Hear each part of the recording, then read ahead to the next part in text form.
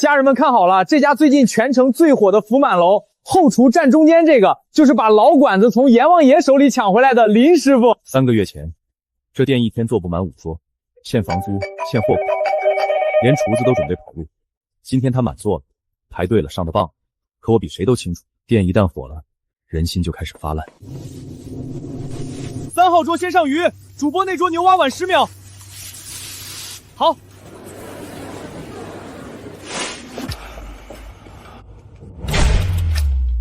你还真把自己当老板了？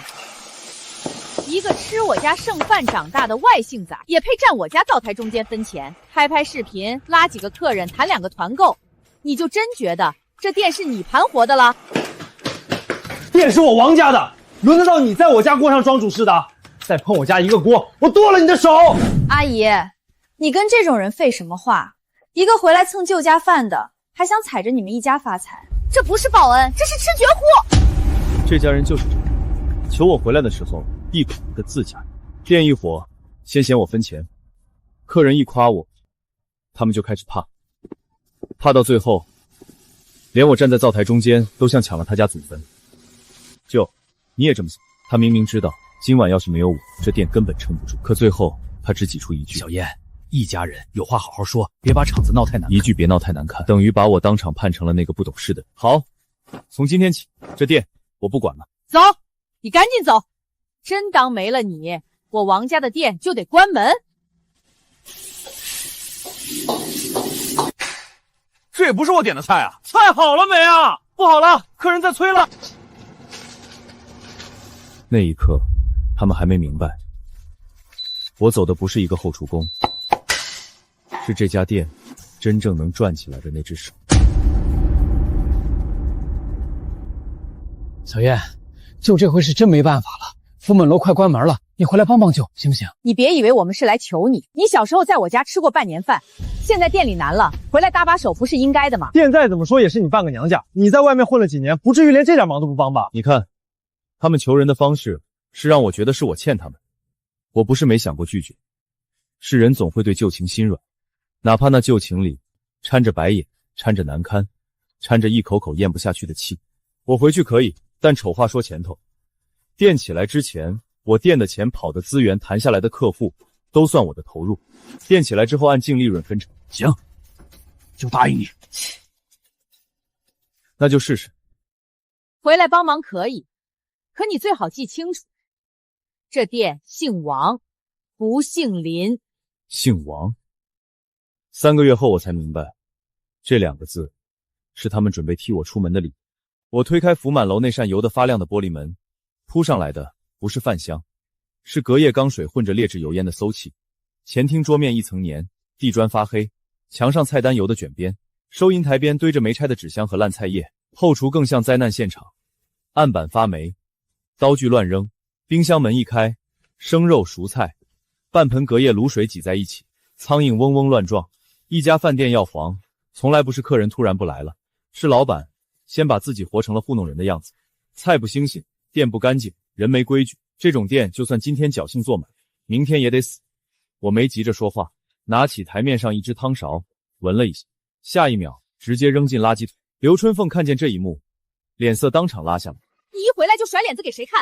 饭店不就这样？你当这是5星级酒店啊？饭店不是不能救，但不能脏，不能乱，更不能拿客人的胃当垃圾桶。我拉开冷柜，把一盒泛黑的牛肉，一盆发酸的高汤，几袋过期丸子全拎出来，啪的一声全扔在地上。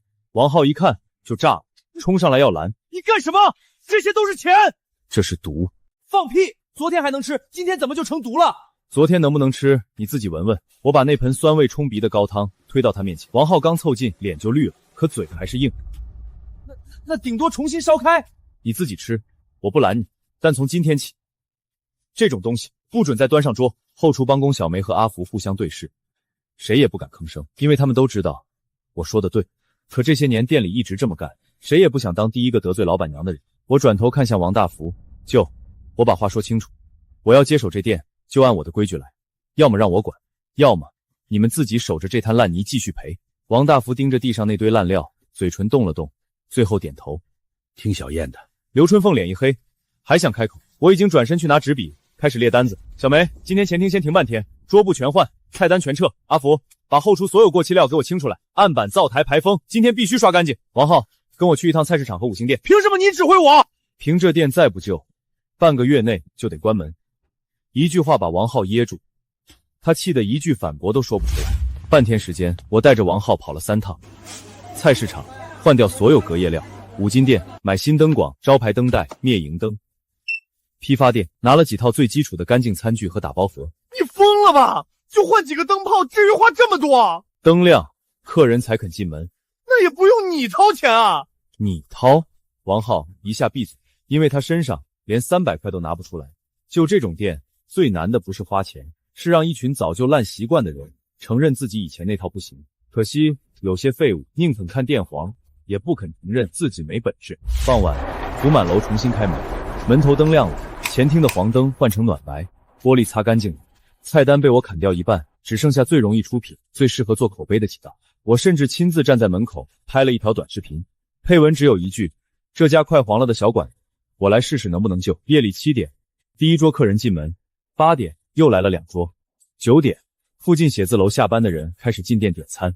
虽然只多了5、6桌，可对福满楼来说，这已经是近1个月最像样的义务。王大福激动的手都在抖，拍着我的肩膀：小燕，真有你的！刘春凤没说谢，她只是坐在收银台后翻来覆去的算今天的流水，越算眼神越不对。这才半天就进了这么多，她不是高兴，她是开始心疼。心疼以后按分成算，林燕要拿走多少钱？我看都没看的，只低头擦掉手上的油污，转身去后厨订第2锅菜。而刘春凤盯着账本，脸上的笑一点点消失，最后憋出一句：我就说这小子回来准没安好心。深夜打烊后，我在后厨对单，门外刘春凤压低声音对王浩说了一句：先让他干着，等这店真火了，再把他一脚踢出去，省得分他的钱。声音不大，可每一个字我都听见了。刘春凤，你现在埋的每一粒沙，都会在以后硌死你自己。小梅，2号桌加1份米饭先上，5号桌的牛蛙锅晚2分钟。好，阿福，辣子鸡火别太猛，再炸15秒起锅。知道了。林师傅，还是你那锅牛蛙香，昨天不是你炒的吧？味儿都差了半截。可不是嘛，我们今天就是冲林老板来的，你们家以前也就那样，自从换了林老板，菜才像能吃了。什么狗屁林老板？什么林老板？这是我王家的店。哎呦，你急什么？谁做得好我们喊谁，不行啊？哎呀，客人说笑了，说笑了，一家店嘛，谁忙不是为了福满楼好？嘴上这么说，可他看向我的眼神，他怕店死。现在他开始怕客人眼里只有我，没有王家。店没生意的时候，谁来救都行。店一有起色，他们最先怕的就不是赔钱了，是怕客人记住那个旧店的人，不是他们自己。哟，这么热闹啊，你还真坐得住。店明明是你家的，现在客人一口一个林老板、林师傅，你这个亲儿子倒像个打杂的。王浩脸上的笑彻底没了，他死死盯着后厨方向。家人们看见没有？真正让这店起死回生的，就是后厨这位林哥。你出来！有事儿，等我这口锅出完再说。我让你现在出来！只这一眼就把王浩那股火顶了回去半寸，偏偏旁边还有客人和吴丽丽盯着，他又不肯退。你要真想店砸在这儿，你就继续闹。他想发作，这一句可又不敢真在舞狮高峰把店掀了，只能瞪着我，硬生生把这口气咽回去。夜里打烊，收银台上一摞账单和团购核销单堆在一起。王大福拿着流水单，手都在抖。17000，一天17000，小严，这店真让你给盘活了。王浩和刘春凤一点都高兴不起来，尤其是刘春凤，她盯着账簿上那串数字，心里第一反应不是终于挣钱了，而是按说好的分成比例，林燕这一天下来能拿多少？高兴什么？钱还没捂热呢，就开始替外姓人算功劳了。什么外姓人？小严是我外甥。外甥怎么了？外甥还能比亲儿子亲？阿姨，我早就说了不能让他太出头，现在客人都冲他来，再这么下去，回头谁还记得王浩？妈，你看见了吧？今天那群人当着我的面喊他林老板。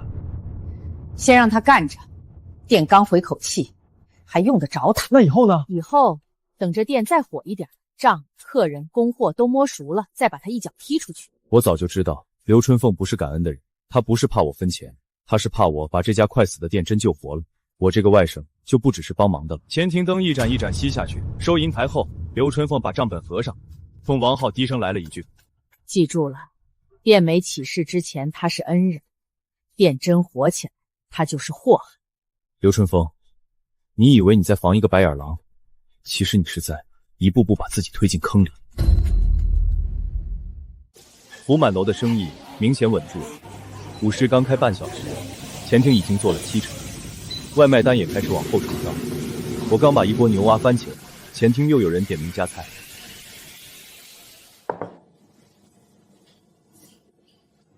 林师傅，还是你在灶上稳。昨天你不在那会儿，味儿都差了点意思。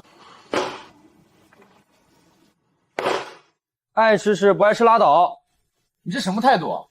不好意思，不好意思，马上给您加份小菜。客人不是来听你甩脸子的，你还真把自己当老板训人了。我是在救城。你瞧见没有？客人现在都听他的，不听你的。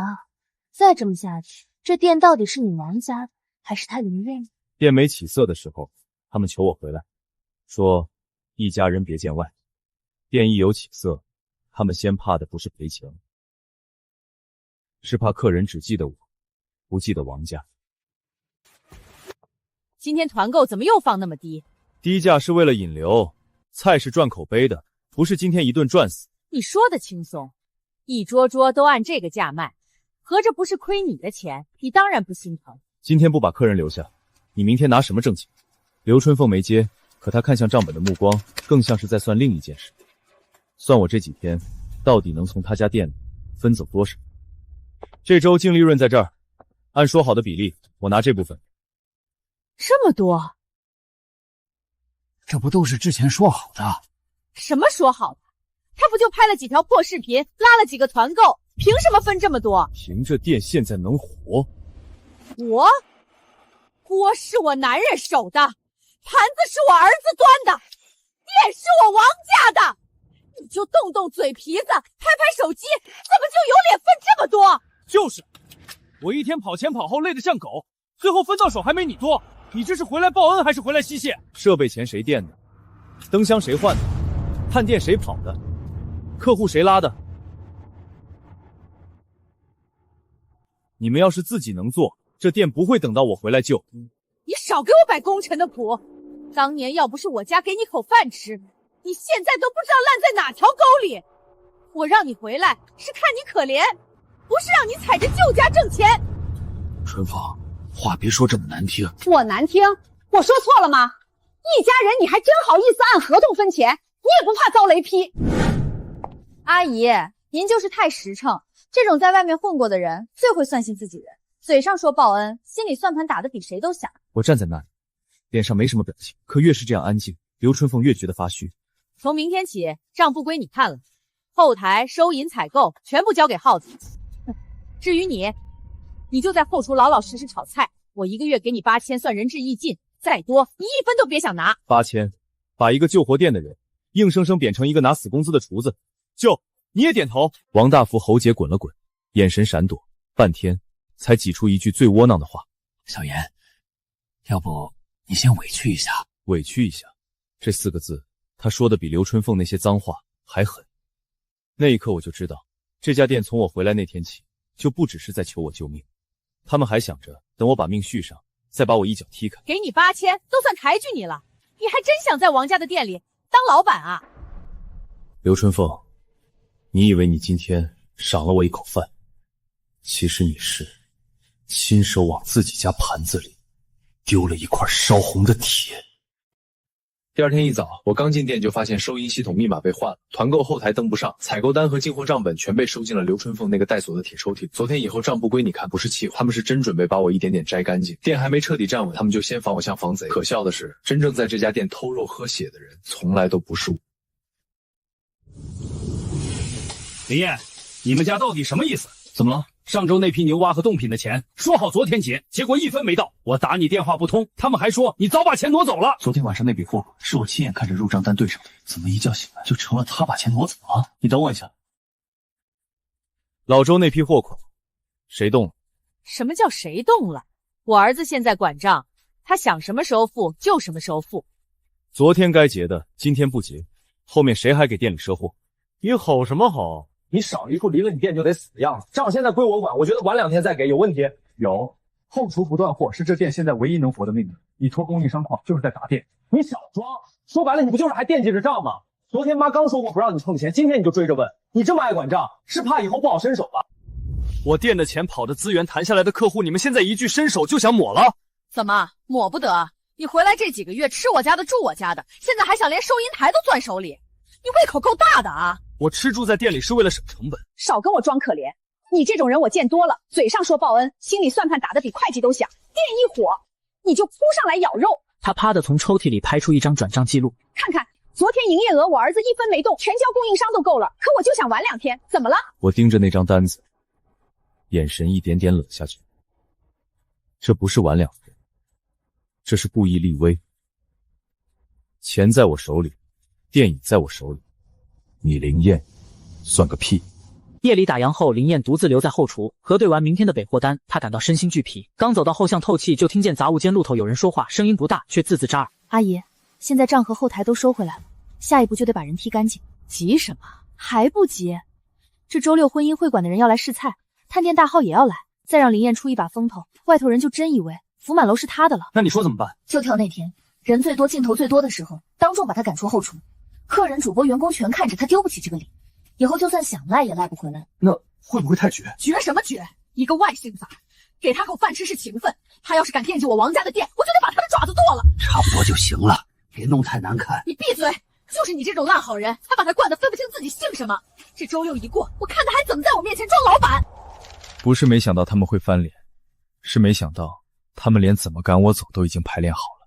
原来这3个月我不是在报恩，是在替他们家养刀。刀磨快了，第一件事就是冲我脖子来。周6满作业，我要让他当着所有人的面自己把围裙摘下来。好，刘春风，那周6满作业，我就陪你演完这最后一场。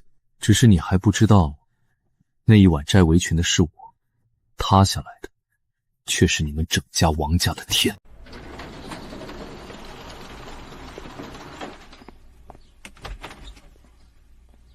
昨晚后巷王浩那几句话，我一句没漏。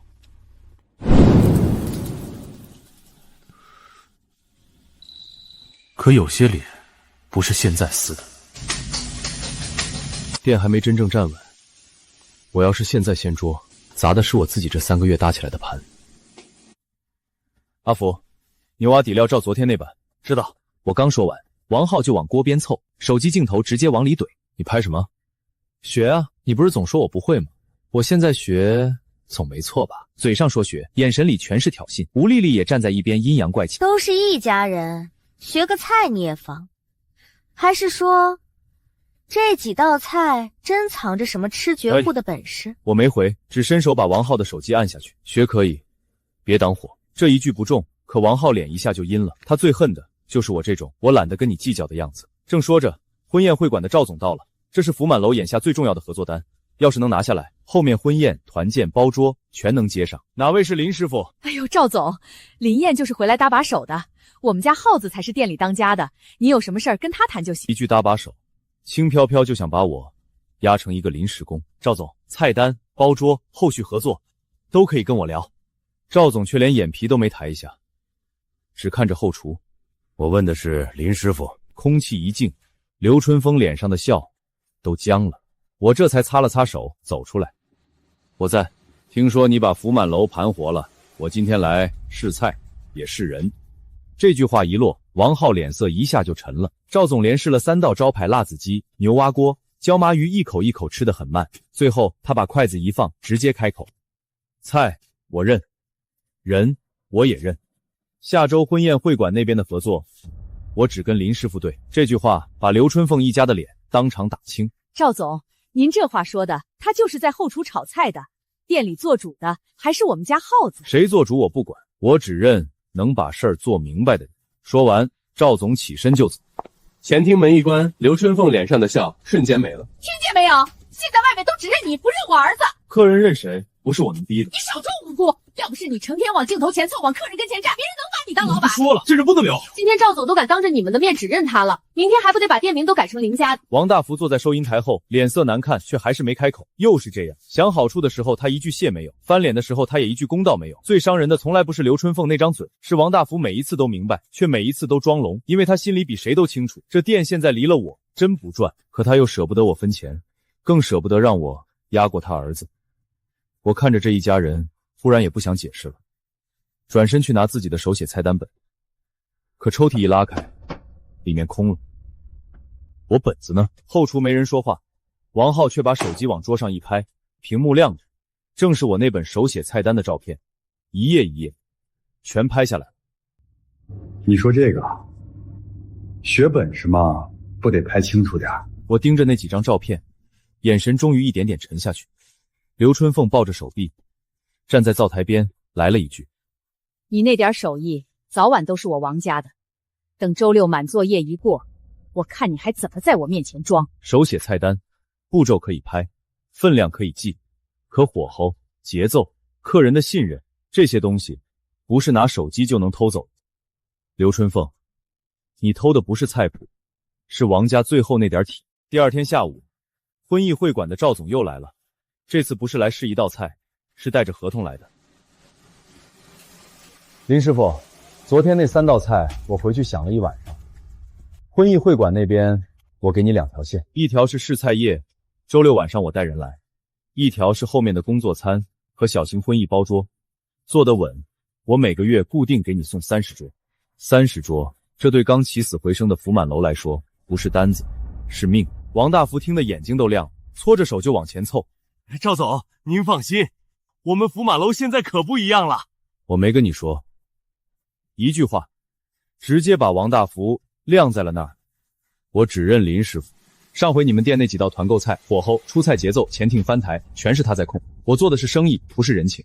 谁能把事做明白，我就跟谁谈。这几句像巴掌一样抽在王浩脸上，他站在旁边，嘴角都崩僵了。吴丽丽更是脸色发青，强行挤出笑。赵总，您这话说的，福满楼是一家人一起做的，我们耗子平时也盯得很辛苦。辛苦不辛苦我不管，但昨天那桌试菜得是他出的，一锤定音，包厢里静得连茶杯碰桌的声音都显得刺耳。赵总，都是一家人，谁出菜都一样。不一样，婚宴会馆不是做慈善，丑话说前头，周六那晚我要看的是林燕的水平，菜要是换了手，味儿差了，我一桌都不会下。说完，赵总把合作意向书推到桌上，我接过去，低头翻了2页，很快把细节问完。几道菜走宴会标准，几道菜走大厅团购标准，出菜顺序怎么排，包桌预付款怎么走，连餐后返单节点都问得清清楚楚。这单是我拉来的，人是我请来的，菜是我定的，后厨和前提怎么衔接也是我一项项磨出来的。可越是这样，他们一家看我的眼神就越像看一把随时会抢主位的刀。谈完后，赵总站起身，走前又补了一句：林师傅，周六这场你给我稳住，你要是稳住了，后面的单子都是你的。都是你的4个字，刘春凤的脸色当场拉黑了。晚上打烊后，前厅刚收拾完，刘春凤就把一家人叫上了2楼小包，门一关，脸上的笑彻底没了。都听清楚了吧？那个赵总现在满嘴都是林师傅，林师傅，再让他出2次风头，这福满楼就真成他林家的了。妈，我今天就说了，这人不能再往前顶了。阿姨，最怕的不是他能干，是外头的人都开始认他不认耗子。从明天起，林燕只准待后厨，不准碰前厅，不准碰收银，不准跟赵总单独说话。周六试菜业签字敬酒接待全让耗子上。王浩一听，眼睛瞬间亮起。那菜单和流程呢？让他写出来，他不是能吗？那就在后厨当牛做马，功劳归你。我坐在最末位，一直没出声。王大福看了我一眼，像模像样的打圆场。小燕啊，就知道这单是你谈的，可你也得体谅体谅，耗子毕竟是亲儿子，店以后终究还是要交给他，单子先写他的名，反正钱还是进店里。你是自家人，不会跟我们争这个吧？一句你是自家人，把所有不要脸3个字包圆了。我终于抬眼看向这几个人，要我出菜，要我控场，要我把客人接住，最后合同却写王浩的名。那怎么了？你一个外姓的回来帮舅家是情分，真让你站出去签字，你配吗？说白了，菜是福南楼的菜，灶是我王家的灶，你不就会抖点机灵，搞点花架子，真把自己当根葱了。这几句话一句比一句恶心。我告诉你，你就是个臭打工的，你还真把自己当回事儿了。包厢里那点最后的遮羞布被撕干净，我看着这家人，眼神反倒越来越平。我前面一直不翻脸，不是怕他们，是我还念着那半年饭，念着舅舅那点救恩。可他们现在连装都不装了，只差把你该白干4个字写我脸上。我没再吵，只起身往外走。下楼时正好经过前厅，墙上刚贴好的周六活动海报还没压平，最上方一行大字鲜红刺眼：福满楼青年主理人王浩。我脚步一顿，原来他们连脸都替他踩完了。我站在原地看了2秒，忽然低低笑了一下，那笑里没了火，只剩冷。我终于明白，这家人等不及周六，他们现在就已经想把我从这家店里彻底抹干净。第二天一早，福满楼还没开门，刘春凤就把所有人喊到了前厅。她手里拿着昨天那份婚议会馆意向书，脸上那股得意藏都藏不住。可她先看的不是合同，是我。从今天起，店里规矩改一改，前厅接待、客户签单、活动宣传，全归浩子。至于你，老老实实待在灶台后头，别一天到晚往前厅站，搞得客人都分不清谁才是王家人。听明白没？你会炒菜就炒你的菜，合同、客户、后台以后少碰。还有菜单本、采购表、探店话术、团购活动流程，今天全交出来。都是一家人，你该不会还想留一手吧？我看着这几个人半天没说话。前几天是请账，现在是请单，连后面试菜业怎么接待、怎么出镜、怎么上菜，他们都想照着我现成的东西原封不动拿走。他们现在最怕的不是店做不起来，是店真做起来了，外头的人只认我，不认王家。所以他们要的从来不是我帮忙，是我把本事交出来，然后自己滚。泥菜单本我可以给，但有些菜不是照着步骤写下来就能做的。你少来这套，不就是几勺辣椒、几块姜、几分钟火候吗？说的跟离了你地球都不转了一样。我告诉你林岩，今天你最好把这些东西掰开揉碎写清楚。周六满作业要是出一点岔子，我就把锅全扣你头上。说完，他直接把那本菜单本从我手里抽走。王大福坐在旁边一声不吭。又是这样，好处他要，脏脸他不出，坏人全让刘春凤当。我看了他一眼，最终什么都没说，只是把笔货表重新整理好，压在灶台边。晚市刚起，赵总忽然带着婚店会馆的厨师顾问来了，说是周六试菜业之前再提前踩一遍点。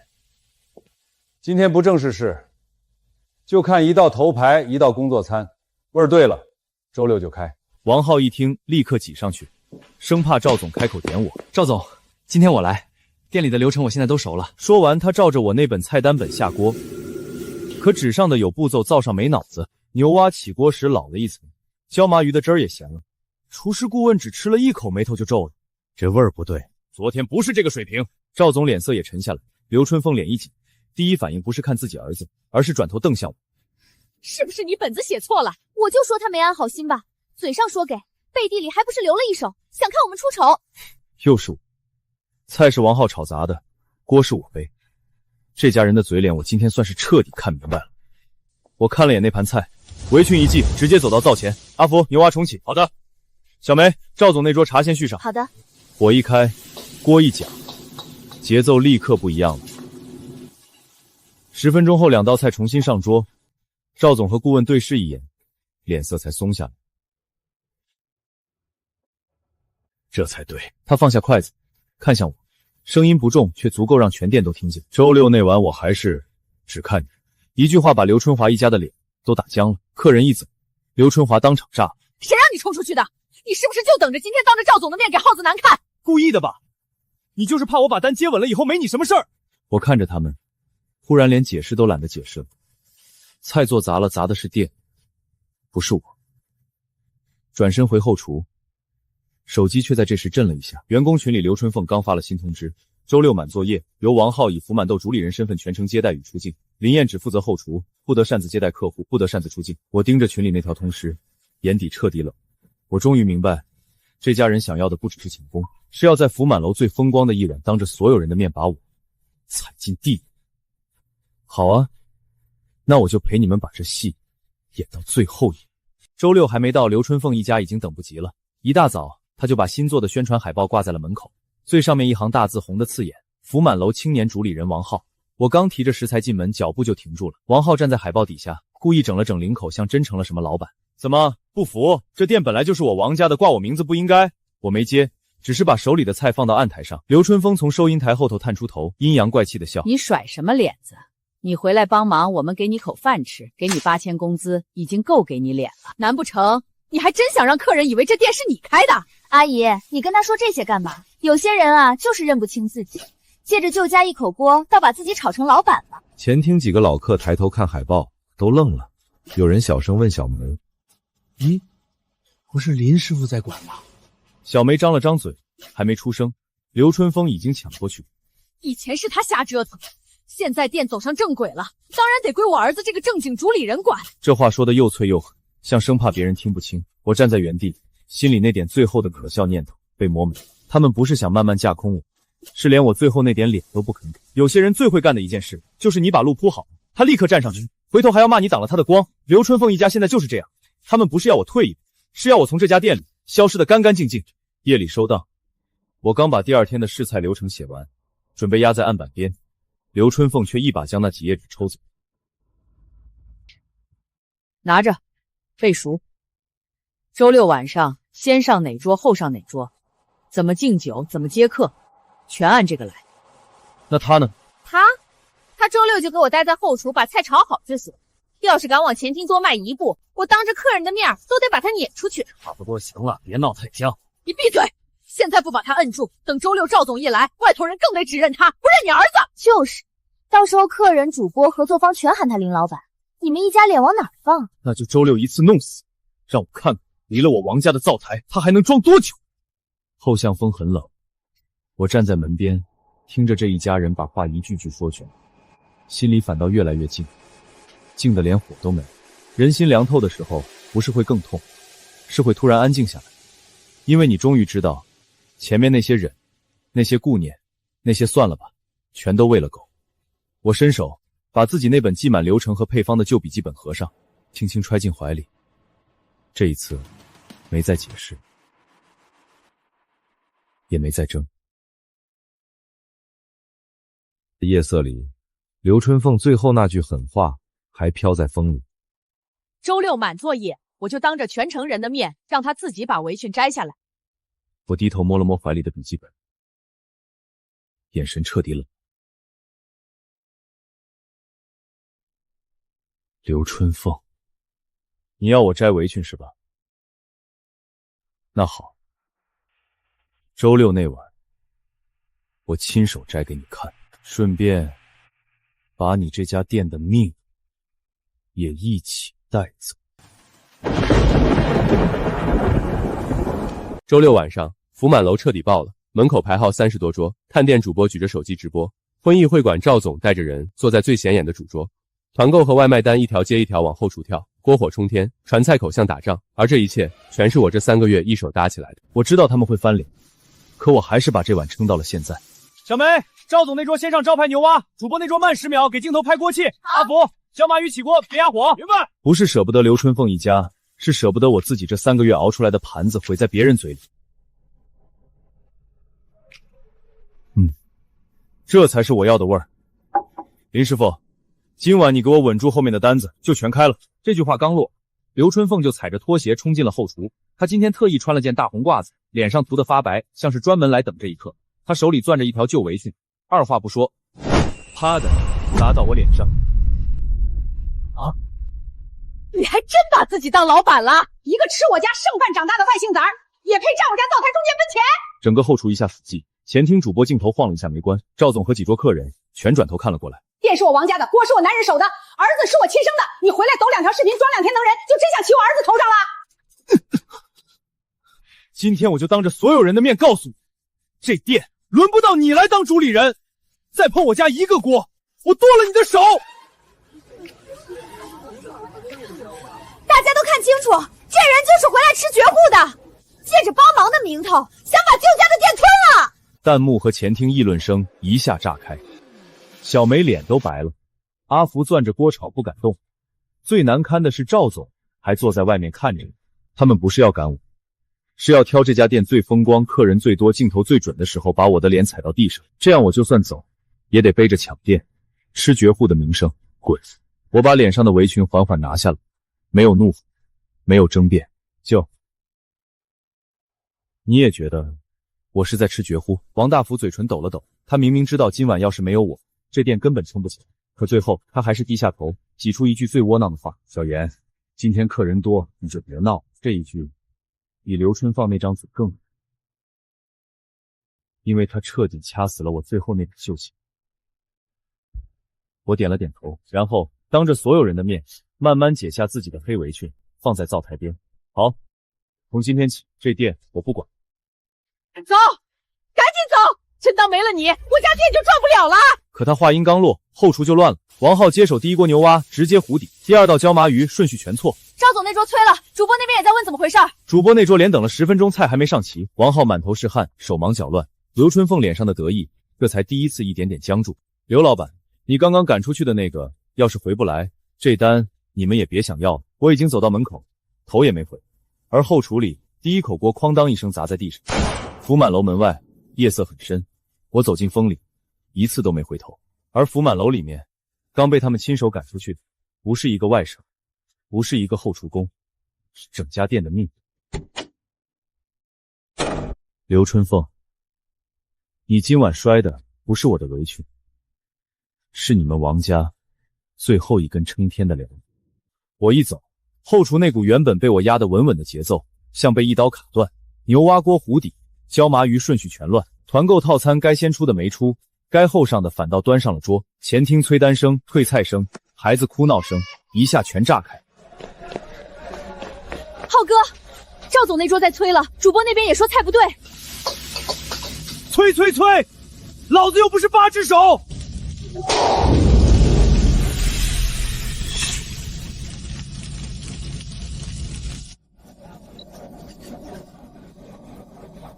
刚刚那个林师傅是不是走了？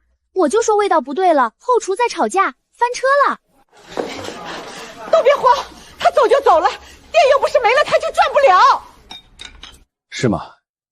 刚才林燕在的时候，10分钟一轮菜，胃不跑，节奏不乱。他一走，你们连半小时都撑不住。赵总，您别误会，这就是一时忙乱，根本不是大问题。小问题。婚宴会馆要的是稳定，不是你们一家人在后厨撕脸。家人们，今天这边后厨出了点突发情况，我们先不做推荐。这一句比当场骂街还狠，因为一旦他撤推荐，福满楼今晚这波流量就彻底白搭。另一边，客人开始退单。我团购点的明明是双人餐，你给我端个单人份上来。刚才那林师傅一走，菜味就变了。你们这店搞什么鬼？退钱，这还吃个屁！别急，一个个来。可谁都看得出来，他根本压不住。周6这单先停，等你们什么时候知道刚才被你们赶出去的那个人到底值多少钱，再来找我谈。赵总，您再等等，不就是个炒菜的吗？我们王家人自己能顶上。你们先顶过，今晚再说吧。他们前脚把我赶出后厨，后脚就开始发现，原来我不是回来打工的，我是在替这家店挡灾。可惜他们明白的太晚了。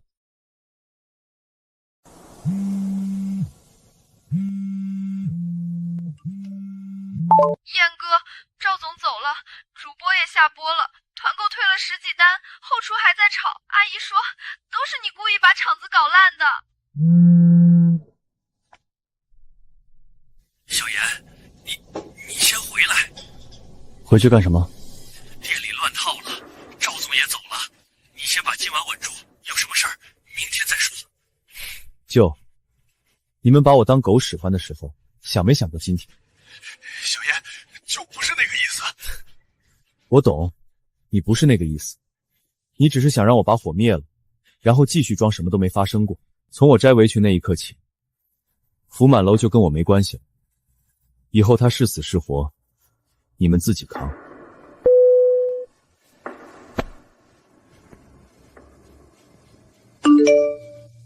可我知道，从今晚开始，这家店已经塌了第一根梁，而塌下来的才第2天一早，福满楼门还没开，团购后台就已经炸了，差评、退款、投诉，一条接一条往外跳。昨晚探店主播那场直播没删，最后半小时的后厨翻车也被人剪成了短视频，评论区全在骂。阿姨，退单已经20多笔了，还有人点名问林师傅是不是不干了？退就退，走了一条会翻锅的狗，店还不开了？可眼底那股慌已经压不住了。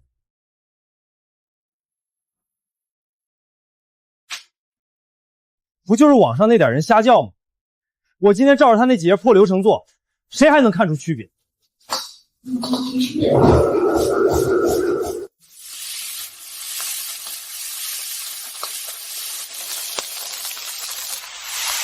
我人没在店里，但福满楼第2天会发生什么，我闭着眼都能想到。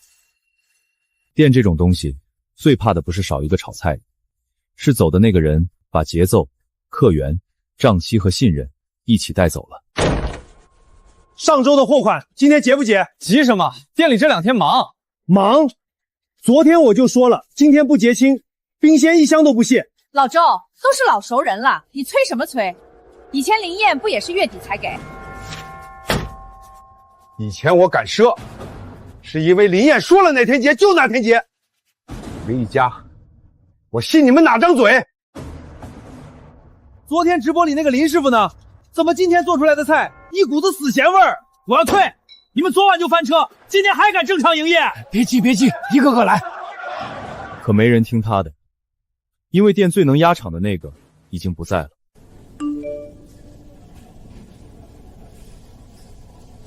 燕哥，老周把货退回去了，赵总那边也发消息了，说周6那单正式停。阿姨现在还在骂，说都是你故意把店搞烂的。他们总觉得我分走的是王家的钱，可他们很快就会知道，我拿走的不是利润，是这家店能喘气的那口命。店我今天去看过了，不是你在，福满楼接不住我的单。你要是自己出来做，给我一句准话。再等等。他不回来最好，我倒要看看离了他，我们王家的店是不是真就开不下去。可他不知道，真正要命的不是我不回来，是已经有人开始只认林燕，不认福满楼了。阿姨，团购核销全停了，平台说商家后台需要原实名认证人重新做人脸，不然套餐活动全部下架。什么狗屁人脸！一个卖饭的店，凭什么还要看人脸？阿姨，不是看人脸，是账号当初注册的时候用的是林燕的身份证和手机号。他们直到这会儿才第一次真正意识到，我带走的不是一条围裙，是整家店的线上命门。那就给他打电话，一个破账号，难不成他还想吞了不成？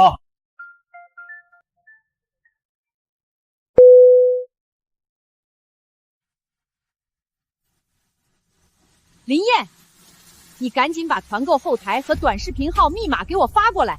店是我王家的，号挂我家店名下，你凭什么扣着不给？店是你家的，号是我实名的。你少跟我分这么清！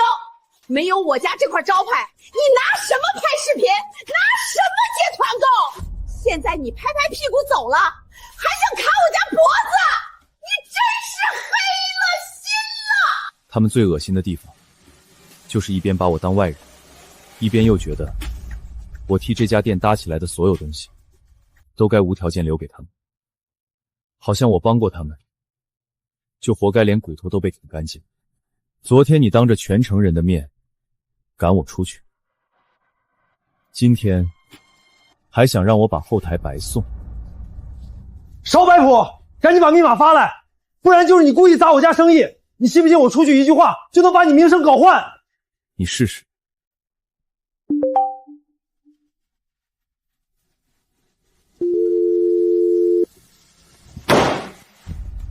他还真敢。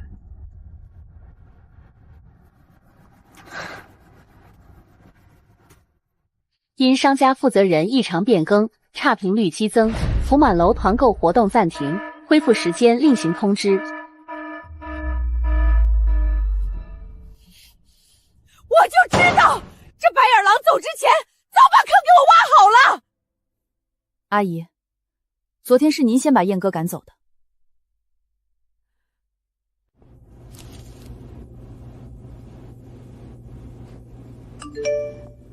你那边要是有想法，场地我能帮你找，人手、首批桌我也能先替你垫一部分。一句话，你出来，我跟你干。小燕，后台那边，你要不先给舅一把？店现在真转不动了。舅，你是想让我帮店，还是想让我继续白给你们一家当牛马？先把这口气缓过去，行吗？缓过去以后呢，继续让我炒菜，继续不让我碰账，继续让我替你们一家背锅。因为这些话，他自己也知道没法往下接。很多人到这一步了，还觉得自己只是暂时低个头，等把火灭了，一切都能照旧。可他们忘了，火是他们自己放的，人心一烧透，就不可能再回头。后台我不会，从你们把我赶出后厨那一刻起，福满楼是死是活，都跟我没关系了。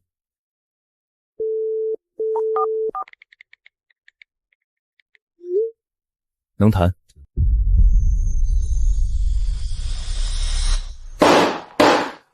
他不把后台交出来，我就让他在这城里待不下去。可他不知道，我已经不打算回去了。我准备另起炉灶。我走后的第二天，刘春凤把店门口的活动牌换成了全场88折。他嘴上喊硬，说只要把人重新哄回来，福满楼照样能活。不就是几道菜吗？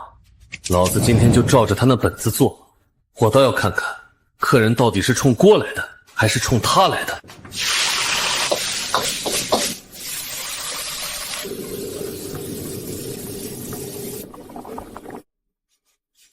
你慌什么？都照着本子做了，还能差到哪儿去？这牛蛙怎么一股酱油苦味？鱼也不对，昨天那个林师傅在的时候不是这个味儿。你们是不是换厨子了？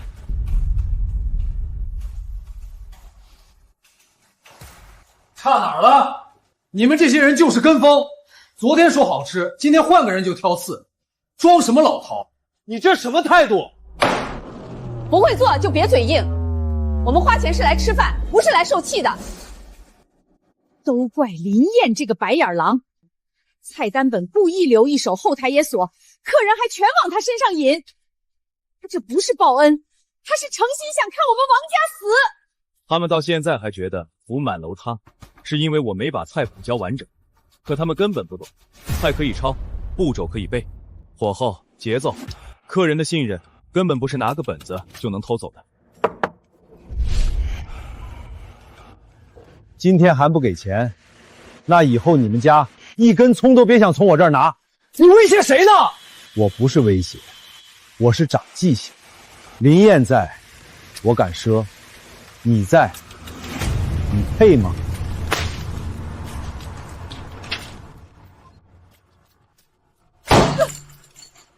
因为他心里已经开始明白，这店不是少了个帮忙的，是少了个真正能把他撑起来的人。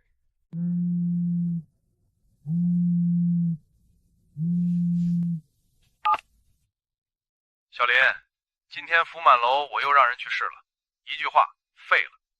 你要是想自己开，我给你兜第一批桌。赵总，3天内我给您准话。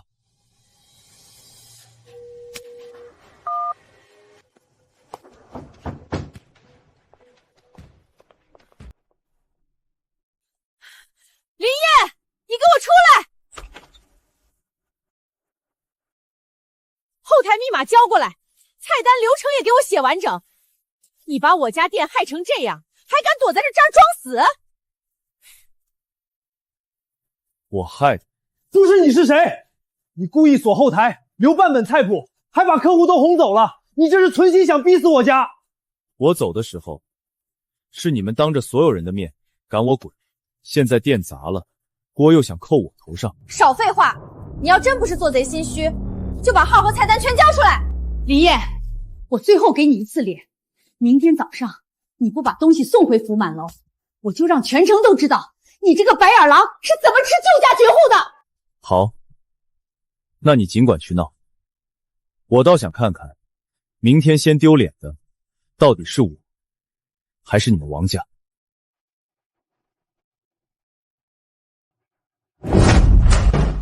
刘春凤，你以为你能毁我名声，其实你是亲手把你们王家最后那层皮扯给全城人看，一大早楼下就吵成一团。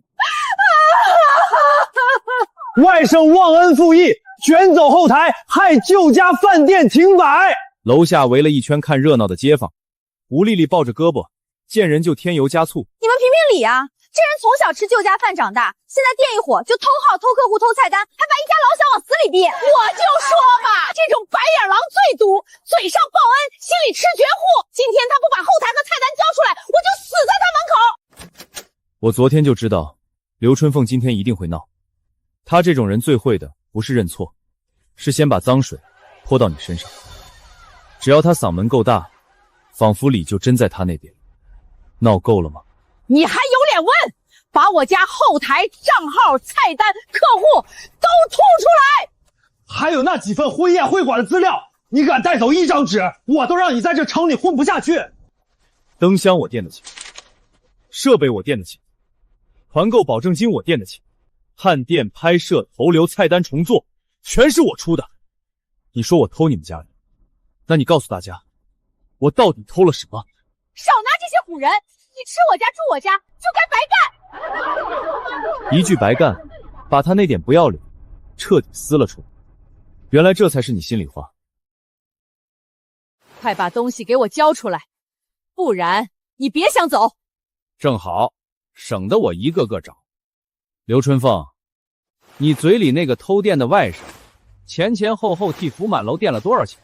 你心里真没数。还有我这边，婚宴会馆的单是我跟林燕谈的，我点名要的是他，不是王浩。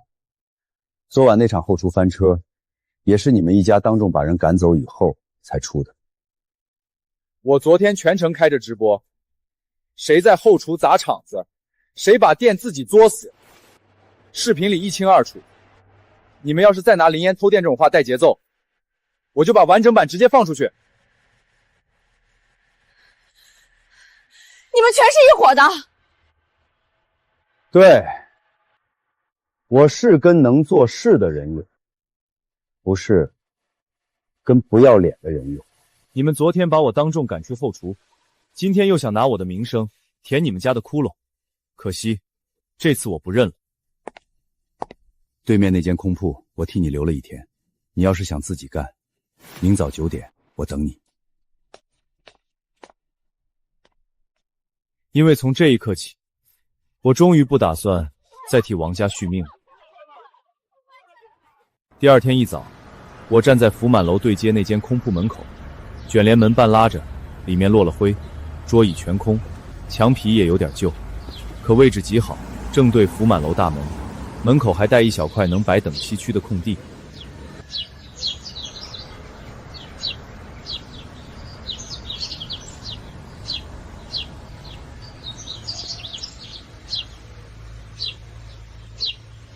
别看了，这铺子我给你留一晚了，再不点头我就放给别人。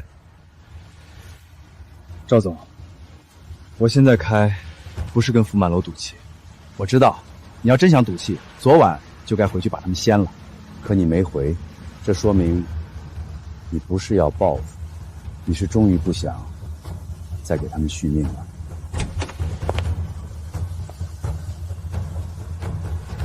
冷柜、灶、桌椅、首批食材我都能给你压账。以前我敢赊给福满楼是因为信你，现在你自己开，我更敢赊。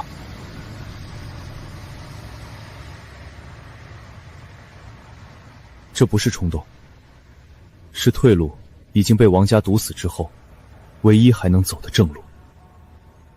我帮他们是念旧情，我自己开不是为了争口气，是我终于明白，人要是总拿情分去填别人的窟窿，最后被埋进去的只会是自己。一句话，干不干？我抬眼看向对街那块还没摘的福满楼旧招牌，昨晚那条油乎乎围裙好像还抽在脸上。干，这就对了。你那手艺那脑子，给他们家守住坛都是糟蹋。从今天起，给你自己干。中午，福满楼前厅只坐了3桌，刘春凤正黑着脸算差评退款。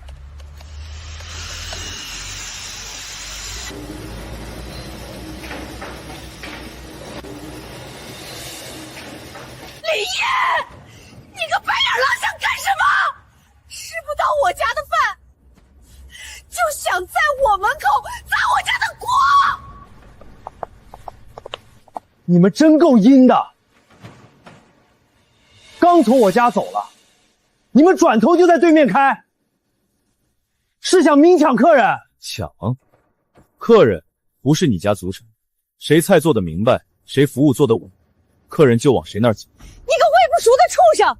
当年要不是我家收留你，你早饿死了。现在你翅膀硬了，反过头来踩旧家，你也不怕遭报应？你给过我半年饭，我还了你3个月命，该还的早还清了。小燕，你非得做这么绝吗？满座那晚，是谁当着全城人的面让我滚出后厨？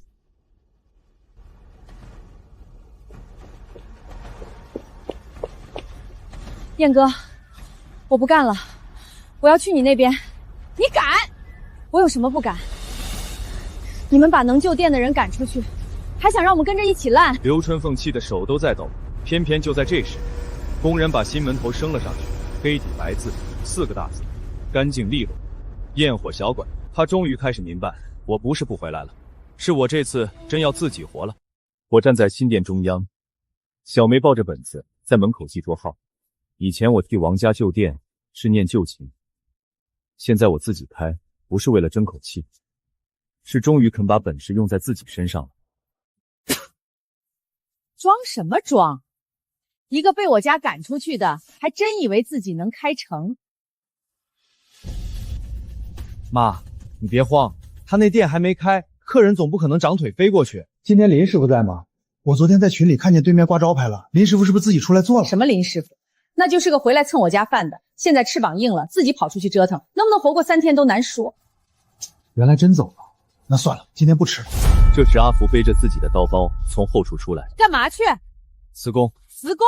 店正缺人，你这时候撂挑子？昨晚翻车，你们把锅全扣我头上，还说要扣我工资。我跟着燕哥干，至少有规矩，不背黑锅。说完，阿福头也不回的穿过马路，站到了我那边。先试锅，行。这一幕扎进刘春凤一家眼里，因为他们终于发现我带走的不只是自己，是人，是客，是货，连福满楼后厨那点最后的魂都在往对面流。晚上，福满楼只做了4桌，而对街焰火小馆虽然还没正式开业，门口却已经围了不少老客。赵总甚至让人送来一对花篮，直接摆在门口。不行，再让他这么下去，王家这店真得让他抢死。阿姨，我早就说了，他不是出来开店，他是冲着踩咱们来的。那怎么办？他不是说明天试营业吗？那我就让他明天开不成。你又想干什么？我干什么？我还不是在救这家店！我就不信治不了他。物业不行就找消防，消防不行就找人半夜给他断电。我倒要看看他那破馆子，拿什么点第1锅火。他终于急了，因为他看见的不是我把店开起来，而是福满楼脸面正在一寸寸的往对街掉。深夜，我站在门口，远远看见刘春风在街头打电话，眼神阴狠的像要吃人。有预感，明天开业前王家一定会来，那我就陪你们再演一场。我早知道刘春凤不会让我顺顺当当开门，他这种人自己做不活，也见不得别人活。可惜他永远只会撒泼，不会做局。就是这家，无证营业，偷改燃气，还没开门就扰民，你们赶紧给我查出来，马上封！这人以前就在我家店里偷摸乱来，现在自己开店，手续能干净才怪。昨天刘春凤半夜连打7个电话，他被逼得没办法，只能把人带过来。林先生，例行检查一下，您别介意。营业执照、食品经营许可、消防备案、燃气检测和后厨排烟验收，你们慢慢看。手续齐，时间新，章子一个不少，连灭火器摆位和应急通道标识都比街上大多数馆子规范。手续没问题，后厨也比对面那家干净多了。你们再仔细看，这种人最会装样子，背地里指不定藏着什么脏东西。刘春凤，你想查我的店可以，但你要不要先想想，你家福满楼上周食品卫生不过关，团购投诉爆单后厨生熟不分的事，经不经得起查？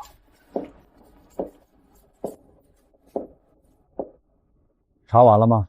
查完就别堵着我订桌。小林，今天中午我先带2桌人来，你这门开稳一点。这句我先带2桌人来，比什么都狠，因为当着所有人的面直接说明，我认的是林燕，不是王家。林师傅，我就认你这口锅。昨天福买楼那味儿都飞了，我就知道人是你。燕哥，第1轮坐满了，后厨也稳了，今天这锅火能烧起来。妈，人都让他抢走了。你嚎什么？这才第1天。因为他终于看见了最不愿意承认的现实。林燕不是在他家店里沾光，是他家店曾经一直在沾林燕的光。我就不信砸不掉他这锅火。下一步，他要来阴的了。试营业第1天收档时，焰火小馆后台的预约已经排到了后天。小梅一边对账一边忍不住笑，阿福蹲在灶边擦锅，动作都比在福满楼时轻快。这锅火点对了，照今天这个势头，婚宴会馆的单子我敢往你这儿放。我没揭夸，只抬头看了一眼对街，福满楼的灯还亮着，可里面冷冷清清。刘春凤站在门口，隔着一条街，眼神阴得发狠。刘春凤这种人，白天闹不过，晚上就一定会来阴的。他见不得我把店开起来，更见不得客人从他门口走过去，排到我这边来。你还在看他？今晚他会来。他还敢来闹？不是敢不敢的问题，是他现在已经慌了。说完，我把后厨最后2桶底汤分成3份，1份进冷柜，1份进保温桶，1份装进便携发热箱，又把一台小型备用发电机推进角落，插好线，顺手把门口和后巷的2个摄像头调到夜视模式。燕哥，你早准备了。他们白天查消防，晚上就会动电和水。这种人招数就那么几样。要不要我叫2个人来守？不用，我就等他们自己来。我把卷帘门拉下一半，店里只留一盏壁灯，灯不亮，却足够照见门口那块刚挂上的新招牌。凌晨1点，后巷果然有了动静。动作快点，把总闸锅剪了，锁眼拿胶灌死。他明天一开门，后厨没电，门打不开，我看他还怎么装老板。阿姨，这袋臭鱼我等一会儿就给他泼门口，客人一闻味儿就跑，保准他第1天开张就砸锅。等明天他求着回来，我看他还敢不敢摆谱。他刚把钳子伸向总闸，后巷的灯啪的一下全亮，卷帘门从里面缓缓升起。我站在门口，手里拿着手机，镜头正对着他们。继续。怎么不剪了？3个人当场僵住。王浩手里的钳子咣当一声掉在地上。刘春凤最先反应过来，张口就反咬。吓唬谁呢？我们就是路过。路过，还带绝缘钳、烂鱼和胶水。谁知道是不是你自己准备的？故意栽赃我们。你们白天骂我吃绝糊，晚上又来捡我店、堵我锁、砸我开业。刘春凤，你们一家现在真是连脸都不要。对，我就是不让你开。你一个外姓崽儿，凭什么踩着我王家的店往上爬？我就是要你开不了张，你能拿我怎么样？我晃了晃手机，屏幕里摄像头夜视画面清清楚楚，把刚才那一段全录下来了。拿你怎么样？明天一早，这条街赵总物业派出所，我一个不落全发过去。你不是最爱闹大吗？这次我陪你闹大。刘春凤脸色瞬间变了，王浩更是腿都软了一下。我站在灯下，手里举着手机，眼神冷得像刀。而巷子里，刘春凤第一次真正慌了，因为她终于发现，以前那个念情分、肯退让的林燕已经没了。接下来是清算。天刚亮，验货小馆门口就围了人，不是来看热闹的，是物业经理、片警、赵总，还有昨晚被刘春凤一家吵醒的几个街坊。我把手机往桌上一放，直接点开监控回放。有些账昨天不算，是我还念着旧情，今天再不算，就不是我心软，是我活该。画面里，王浩拿钳子，吴丽丽爆烂鱼，刘春凤站巷口放风，断电堵锁泼臭水，一样不落，拍得清清楚楚。刘春凤，你昨晚不是跟我说你们只是路过吗？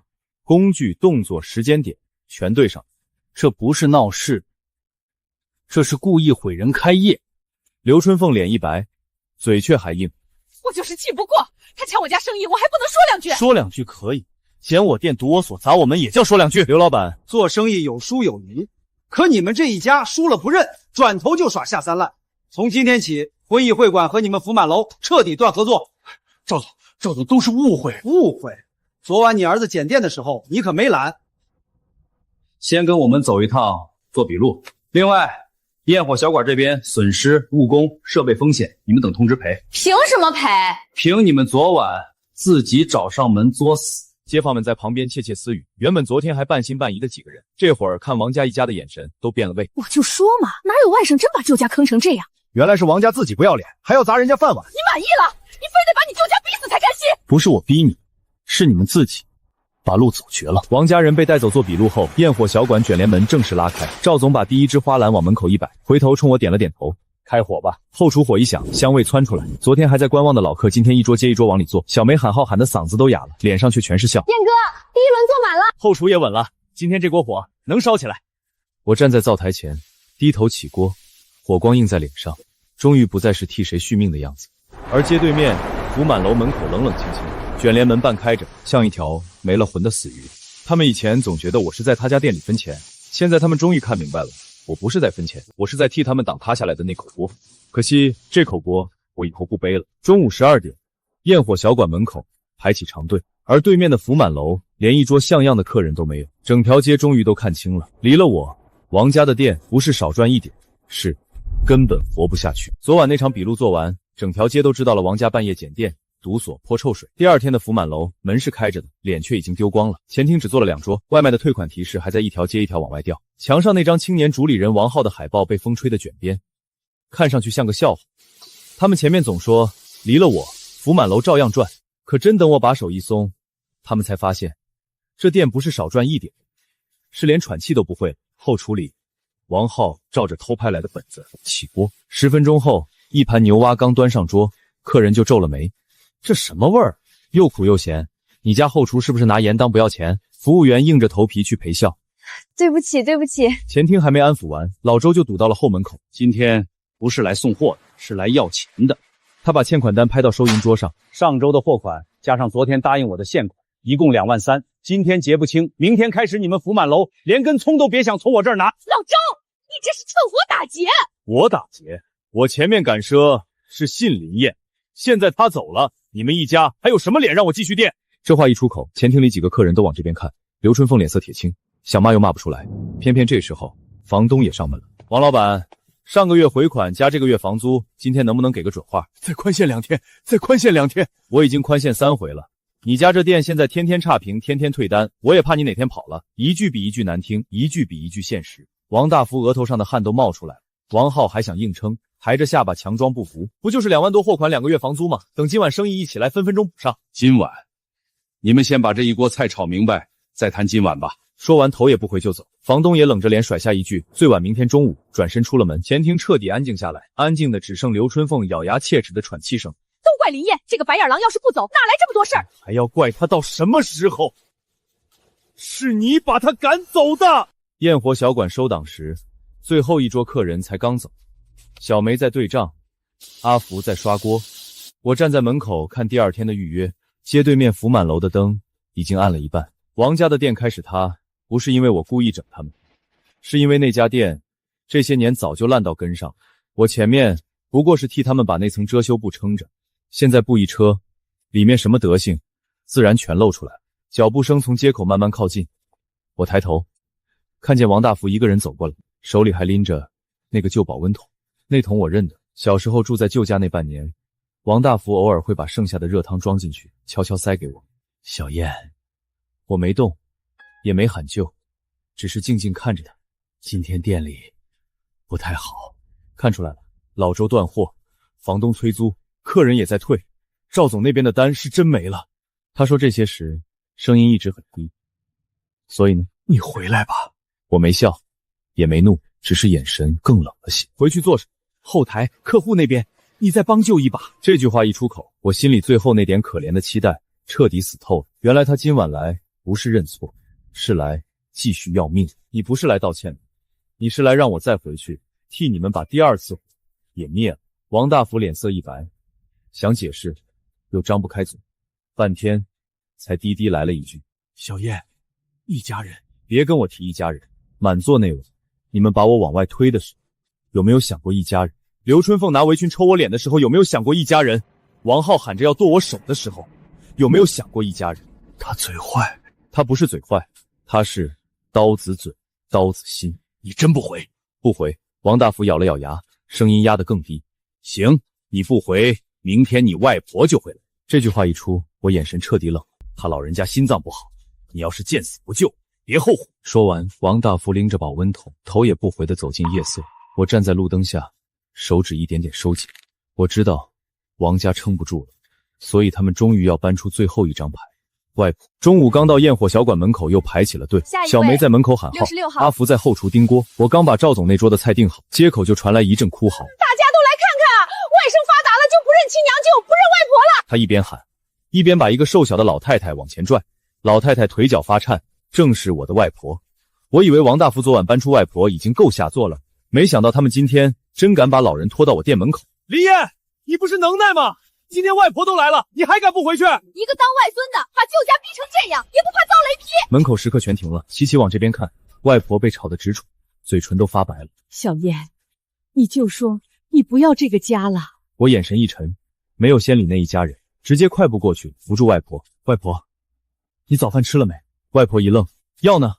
降压药谁给你带了？一句话把刘春凤一家问得全哑了。小梅反应最快，立刻端来糖水，我接过，半蹲着为外婆喝了2口。你少装模作样，你要真孝顺，就赶紧回福满楼把店给我撑起来。撑店？我抬头，眼神冷得发沉。你们把外婆空着肚子拖来，药也不带，到底是来求我，还是拿他老人家的命继续逼我？围观的人一下哗然，王大福脸色也白了，想解释，声音却发虚。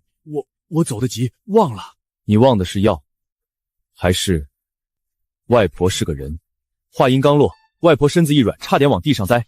我一把扶住，阿福立刻从店里搬来椅子。燕哥，叫社区医生吧。叫。刘春凤这下真慌了，脸上那点撒泼的气势一下塌了。社区医生很快赶到，量了血压，又喂了药，脸色难看。老人血压本来就高，今天还空腹折腾这么久，再晚一点，人都得晕过去。刘春凤一句都不敢接。外婆缓过气，靠在椅子上，眼泪一下就出来了。小燕，他们跟我说你有了新店，就不认我了。我不认谁也不会不认你，但福满楼我不会再回去。你还有脸来逼他？王大福捂着脸，整个人都僵住了。当年那半年饭是我夜里偷偷给小燕热的，不是你们施舍他的。他现在把你们家那条命都续回来了，你们还不知足，还要把人往死里逼。这一句比什么都重，我一直压在心口的那笔救恩，像被这一巴掌狠狠打碎了一般。原来我这些年一直记着，不是王家的恩，是外婆夜里给我热过那几碗饭。可偏偏我替王家还了3个月的命。小燕，别回，以后外婆跟你，不跟他们。妈，你疯了？你怎么胳膊肘往外拐？滚！人我接走，以后你们谁再敢拿他来逼我，我就让你们一家彻底没脸在这条街上做人。刘春凤站在门口，脸一阵青一阵白，她盯着被我扶进里间的外婆，眼底那点毒终于彻底压不住了。软的不成，哭的也不成，下一步她要来毁我名声。一大早刘春凤就开始闹，她先在菜市场逢人就哭，说林燕把外婆拐走了，又在街坊群里发长语音，最后干脆站到福满楼门口，对着过路人抹黑。大家给我评评理啊！我家养大的外甥翅膀硬了，先抢店，现在连老人都抢，他把老太太接走，不就是想骗房本、骗存折、骗那点养老钱吗？阿姨，你还跟他留什么脸？这种人最会装孝顺，白天扶老人，晚上就哄着签字。他那新店刚开，正缺招牌，把外婆往门口一摆，谁不说他孝顺？其实他就是踩着老人挣钱。燕哥，他们太不要脸了！让他们说，我早就知道刘春凤不会甘心，软的不成，哭的不成，他下一步一定是毁我名声。因为像他这种人最懂，店塌了还能再想法子，脸丢了就真没人信。林师傅，外头说你把老人接走是为了骗房，我们信你，可这事儿传得太邪乎了。我还没开口，刘春凤就隔着一条街嚷起来：你们可别被他骗了，他连自己舅家都能踩，还有什么做不出来的？刘春凤，你要是真不怕丢脸，就继续喊。我怕什么？该怕的是你这个抢老人的白眼狼！可我没再争，只是转身回店里拿起车钥匙。社区医院走廊里，消毒水味很重，老人长期营养跟不上，降压药也断断续续，再折腾几次，不是晕倒这么简单。小妍，外头是不是都在骂你？没事，有事儿。他从贴身衣兜里慢慢摸出一本旧存折，又拿出一沓皱巴巴的转账单。这是你这些年给我打的钱，我一分都没花上，你就说替我保管，后来拿去给耗子还车贷、填窟窿、办酒席，他们现在怕我开口，才说你抢我。我看着那本存折，眼神彻底沉了。我以前一直以为自己替王家还的是舅舅那半年饭，现在才知道，真正喂过我的人只有外婆，而王家这些年连老人的养老钱都没放过。回到焰火小馆时，小梅急匆匆迎上来，手机都快攥变形了。燕哥，不好了，有人把刘春凤今天苦闹那段偷拍视频发到同城了，标题就是外甥抢走外婆开店博孝顺。视频热度正在往上窜，底下评论一半在骂，一半在等热闹。外婆看着屏幕，手指一点点收紧，声音发哑：小燕，这次别再替他们留脸了。我把手机锁屏，抬头看向对街福满楼门口那块旧招牌在风里晃，像条快断气的狗。既然他们非要把外婆拖出来，那明天我就让整条街都看看，到底是谁在啃老。夜色压下来，对街福满楼的灯忽明忽暗，而焰火小馆里，我把那本旧存折、转账单和体检报告一样样摆到了桌上。这一回，我不准备再忍了。中午刚到，焰火小馆门口又排起了队。我刚把赵总那桌的菜单核完，刘春凤就带着王浩和吴丽丽堵到了门口。大家都来看看，这个白眼狼把老人抢走了还不够，现在连养老钱都想骗。林燕，你有本事把外婆藏起来，没本事出来对视。装什么孝顺？你不就是拿老人当招牌，博客人可怜吗？门口时刻全停了，街坊们也围了上来。小梅气得脸都红了，刚想冲出去，被我抬手拦住。他们以为昨天那盆脏水没泼成，今天再喊大点就能把黑白重新喊回去。可惜有些账一旦摊开，就不是嗓门大能盖过去。我转身从里间搬出一张折叠桌，往门口一摆，桌上存折、转账单、药费单、体检报告一样样摊开，摆得整整齐齐。不是要评理吗？那今天就当着全街的人评个明白。刘春凤脸色一僵，还是嘴硬。你少在这装模作样。这是我5年给外婆的转账记录，每月3000，逢年过节另算，一共18万7。这是外婆那本存折，现在卡里只剩720，钱去哪儿了？王大福脸色一下白了，王浩还想硬撑。谁知道你这些单子真的假的？这张是外婆账户转到你卡上的记录，这一笔给你还车贷，这一笔给你办酒席，还有这笔给吴丽丽买金镯子。要我继续念吗？吴丽丽脸都绿了，下意识往后退了一步。刘春风还想扑上来抢，被小梅一把拦住。阿姨，昨晚你们检店的视频还在，今天再动手，我立刻报警。别吵了，钱是他们拿的。一句话把王家最后那层脸撕了。小燕这些年给我的钱，我一分都没花着。你们说替我保管，转头就拿去给耗子填窟窿。我饿得头晕的时候，是小燕给我买药买粥，不是你们。街坊们一下炸，原来真是王家在啃老人。昨天还骂人家抢老人，结果钱都是他们吞了。福满楼这家人嘴是真毒，心也真黑。刘春凤终于慌了。你搞糊涂了，你怎么帮着外人说话？外人？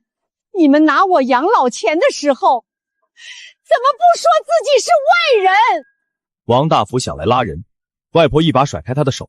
今天起，我跟小燕，你们谁也别想再拿我当刀。这一下连王大福都彻底僵住。你们前面说我吃绝户，可真正连老人养老钱都不放过的是你们。从今天起，谁再敢往外婆身上打主意，我就让谁彻底没脸。对街福满楼门口，原本还在犹豫的几个老客转头全进了焰火小馆，而刘春凤站在原地，脸色灰白，终于一句狠话都喊不出来了。王家一家灰头土脸往回走，刚进福满楼门口，刘春凤咬着牙，软的不成，脏的也不成，那就给他来票大的。刘春凤，你以为你还有路？其实你是在亲手给自己挖最后一个坑。1万，明天中午你们2口子去对面闹。怎么闹？简单，吃2口，趴地上吐，喊肚子疼，喊他家东西不干净。我这边给你开直播，话题都想好了。焰火小馆开业第2天，吃倒人。最好把动静闹大点，让整条街都知道他林岩不是会做饭，是会下毒。讲良心讲不过，讲情分讲不过，讲事实也讲不过，那就直接讲结果。只要他店里吃倒1个，谁还管真相？放心，拉肚子、打滚、吐白沫，我都能给你演全了。记住，别一上来就冲林燕，先装的像真的，等客人一围，手机一开，你们就往食物中毒上扯。这种脏帽子扣上去最难摘。软的，他们试过了；哭的，他们试过了。现在他们终于把路走到最脏那一步，既然抢不回客人，就砸我的招牌。可惜他们还是太小看我。明天这一票成了，我看他还怎么开门。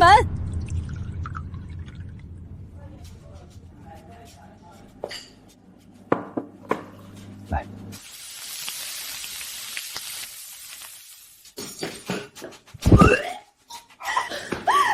啊！吃出事儿了！这家店的菜有毒，我男人吃了就不行了。来人啊！快来人啊！疼死我了！就吃了他家那盘酸菜鱼，肚子像刀绞。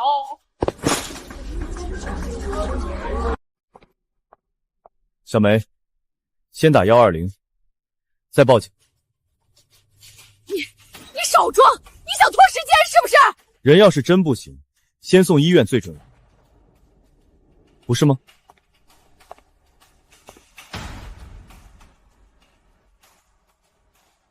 那袋子是半透明的，袋口外翻，里面有半块没吃完的酸鱼，塑料盒边上还粘着一张小票。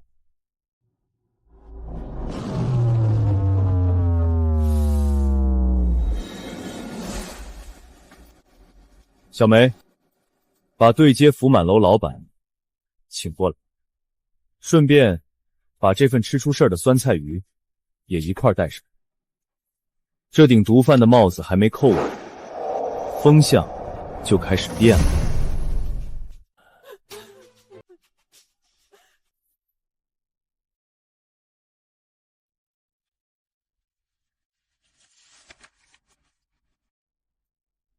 他们想脏我的锅，却连戏都没演全。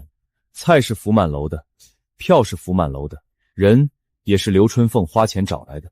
可惜，坏人最怕的从来不是骂回去，是把灯打开。一张破票能说明什么？谁知道是不是你故意捡来的，想反咬我家一口？是吗？那你要不要先解释一下，黄三两口子为什么还没进我店，手里就已经拎着你家福满楼的打包袋？我看见了，他们进门的时候，袋子就在手。我也看见了，他一进来就捂肚子，菜都还没点。你们都是一伙的，就是你家菜有毒。刚才120和报警电话打了吗？打了，已经在路上了。他本来只是想演一场，拿了钱就走，现在一听120警察全来，整个人都慌了。人现在生命体征平稳，没有急性中毒表现，到底是真疼还是装的？去医院一查就清楚。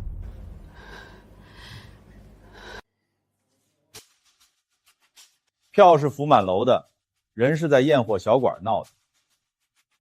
说吧，谁教你们来的？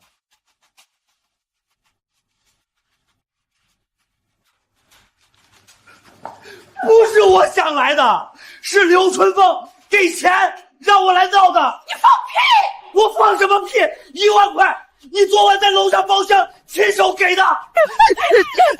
都别动！有人报假警，恶意栽赃，故意扰乱经营。今天一个都别想走。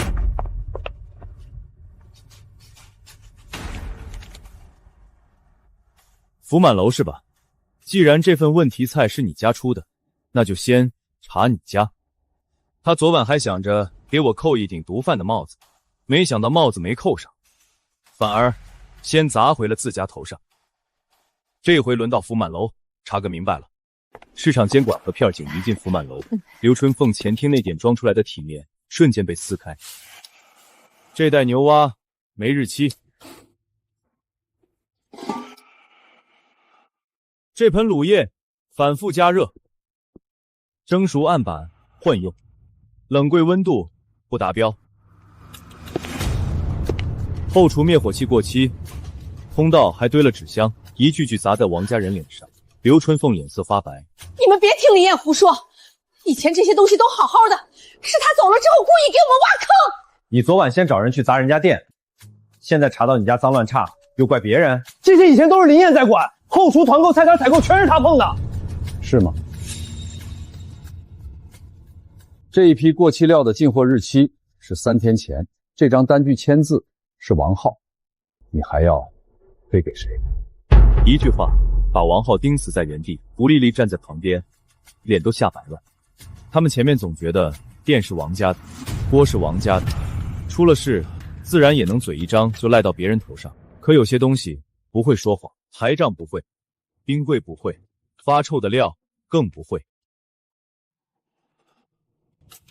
我就说怎么这2天味儿不对，原来不是厨子走了，是你们拿这种东西喂人。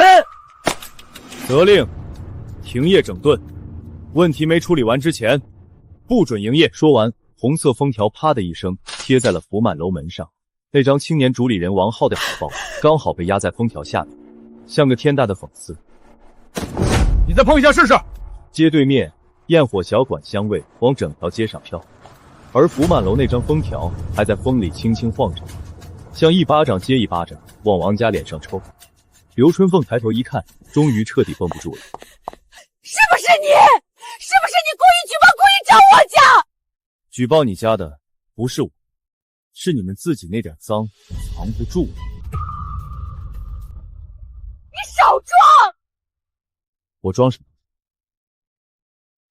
是我逼你们拿过期料喂客，是我逼你们昨晚花钱请人栽赃，还是我逼你把能救店的人赶出后厨？刘老板，做生意不是靠嗓门大，你们自己把店做烂了，就别再往别人头上扣锅。以前我们是冲林师傅来的，现在也是。福满楼没了他，根本不配开门。一句句比封条还狠。王大福站在原地，脸上的血色一点点退干净。他终于看清了，我走后，塌掉的不是一口锅，是王家整家店的面子和命。风一吹，福满楼门上的封条哗啦作响。王大福忽然往前走了一步，声音发哑地看着我：“小叶。”这一声刚出口，刘春凤脸色猛地一变，因为他知道王家要开始有人撑不住，想低头了。福满楼门上的封条还贴着，房东和老周一左一右堵在门口，一个催租，一个催货款。王浩连头都不敢抬，刘春凤还想嘴硬，却一句完整的话都说不出来。我话放这儿，明天中午之前不给钱，我就收铺。欠我的货款也别想再拖。以前我给福满楼面子是看林燕，不是看你们王家这张烂嘴。这句砸过去，刘春凤脸色一下就青了。街对面焰火小馆正热闹，小梅在前厅喊号，阿福在后厨控火，客人一桌接一桌往里坐。福满楼这边越冷清，对面就越显得红火。封条贴上去以后，他们终于知道，店烂了不是最可怕的，最可怕的是整条街都开始拿他们和我比，而他们一比就输，连挣扎都显得难看。王大福站在街边看了对面很久，那眼神不是恨，是终于撑不住了。店里收档后，后门刚关上一半，王大福提着那个旧保温桶，一个人站在门口，桶里还是热汤，可人比昨天更佝偻了。小叶，有事说。福满楼真撑不住了，房东明天要收铺，老周也要起诉，就想过了，店我让给你。如果是以前，这句话足够让我心软，可现在，我只听出了另一层意思，不是认错，是走投无路了，想拿一间快烂透的店，再换我一条命，让我接盘可以，3个条件。你说，第一，刘春凤和王浩当着整条街给我道歉。第二，我垫进去的钱一分不少还我。第三，外婆这些年被你们拿走的养老钱吐出。你舅妈那脾气，怕是低不了这个头。那就别来求我。好啊，王大福，你还真想把我王家的店送给这个外姓崽儿？爸，你是不是疯了？我疯什么？再不低头，店都没了。没了就没了，我就是把福满楼砸烂，盘给外人，也不可能便宜他。林燕，你给我听好了，想捡我王家的店，做梦！明天一早我就把店盘给贺老板，我宁可让外人把福满楼吃干净，也不让你沾一口。夜风一下吹过，王大福站在原地，脸灰得像土，而我看着刘春凤那副宁可同归于尽，也不肯低头的样子，我知道王家下一步不是认错，是要引狼入室。刘春凤嘴上最硬的时候，总爱说宁可把店烂给外人也不给我。现在外人真来了，他才知道，外人不是来救命的，是来啃骨头的。这就是你们说的福满楼，封过店，翻过车，上过热搜，还欠着一屁股账，烂得挺全乎。你说话放尊重点儿。尊重？就你家这破店，现在还有人肯接，你们就该跪着谢祖宗了。贺老板，店虽然现在是有点乱，但底子还在，位置好，牌子也老，您接过去稍微一盘，肯定还能火。火？你还活在梦里呢。我今天愿意来看，不是看你这块招牌，是看对面那小子生意太顺，我手痒，想给他添点堵。他不是来接盘，是来踩街的。那价呢？转让费0，你们欠的房租、货款、罚款自己清，后厨设备我看得上的留下，看不上的我全扔。还有，你们一家想留在店里也行。王浩给我当3个月杂工，刘春凤去门口吆喝揽客，呵呵，工钱抵你们那点烂摊子。你才钱！春凤，闭嘴！我就是把店白送出去，也绝不让林燕那个白眼狼捡漏。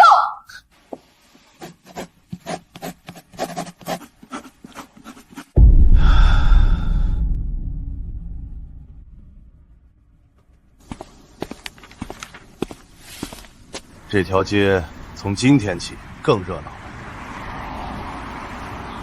小子，等着！我最喜欢抢别人碗里的肉。从今天起，你去门口揽客，围裙穿上，喊试吃免费，进店打折，喊不响，今晚别吃饭。你让我去门口吆喝？不然呢？你以为我花这个心思盘你家店，是请你来当少爷的？你去后厨洗碗，嘴不是挺能骂吗？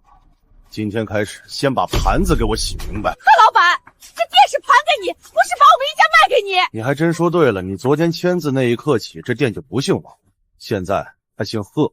你们一家欠我钱，欠我脸，还欠我一堆烂账，不给我干活抵债，还想当老板？刘春凤前面宁可把店喂狗，也不肯来跟我低头。现在狗真进门了，可惜他第一口咬的不是我，是他儿子那点可怜的脸。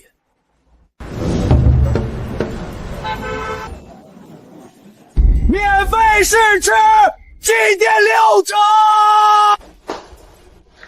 燕哥，他们这是冲着咱们来的。让他们抢。 6折都嫌贵，味儿还是那个鬼样子。昨天封店，今天打折，合着拿我们当试毒呢。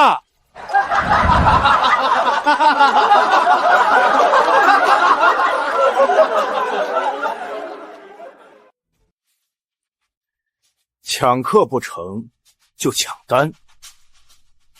你不是说对面现在最值钱的是婚艺会馆那条线？赵总一直只认林燕。 只认他，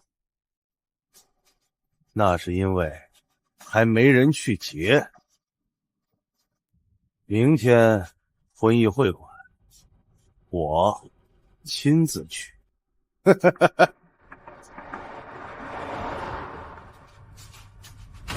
我知道，贺老板这条狗终于要来咬我最值钱的那块肉了。赵总手边放着2份菜单方案。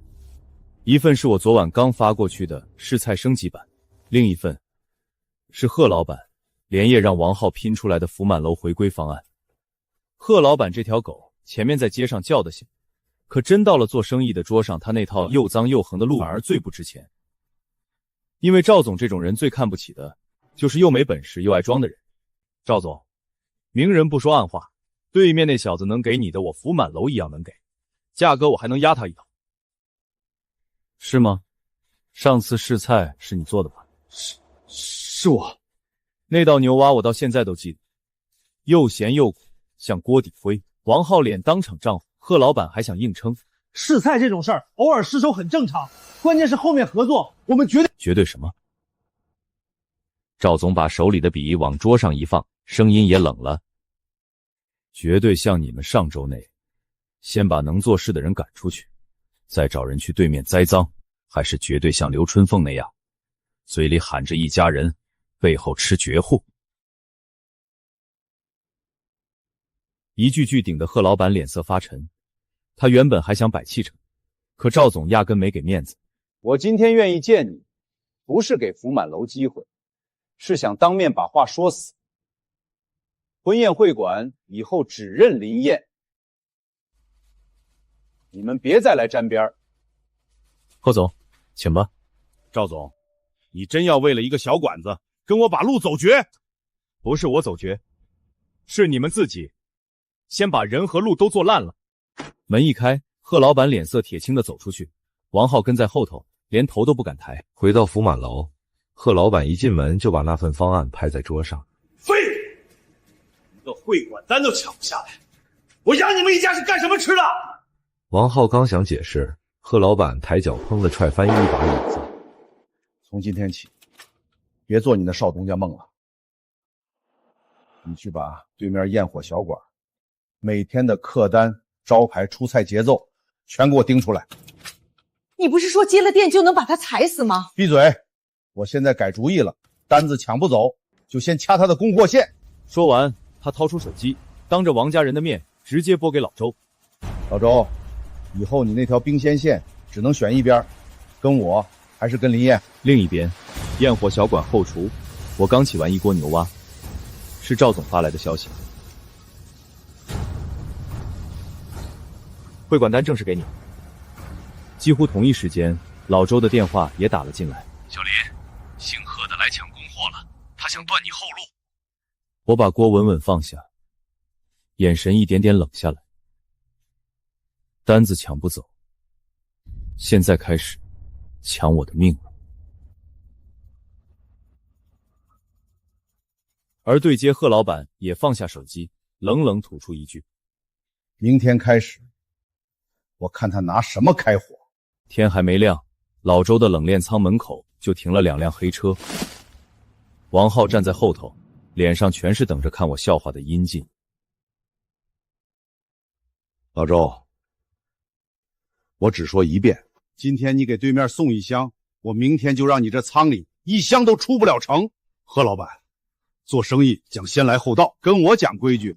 你以前是跟着林岩吃饭，不是跟着我。现在我给你机会站队，你最好识相。